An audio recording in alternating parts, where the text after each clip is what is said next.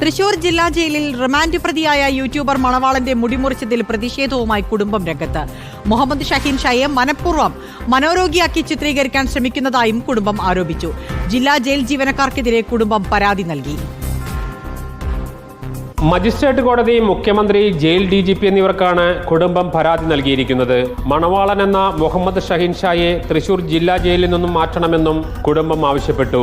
ജില്ലാ ജയിൽ അധികൃതരുടെ നടപടിക്കെതിരെ അന്വേഷണം വേണമെന്നും കുടുംബം ആവശ്യപ്പെടുന്നു. മനോരോഗിയാക്കി മകനെ പുറത്തുവിടാനാണ് ജയിൽ അധികാരികളുടെ നീക്കമെന്നും കുടുംബം ആരോപിച്ചു.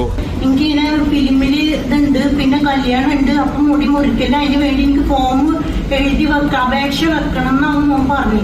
അത് അവർ കേൾക്കാൻ തയ്യാറായില്ല. കാരണം പുറത്തേക്ക് വിടുന്നുണ്ടെന്നുണ്ടെങ്കിൽ ഭ്രാന്തനാക്കിയിട്ട് ഞങ്ങൾ ഇവിടുന്ന് ഇറക്കി വിടുള്ളൂ എന്നുള്ളത്.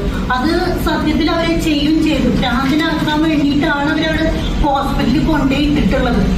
എന്നിട്ട് അത് മാത്രമേ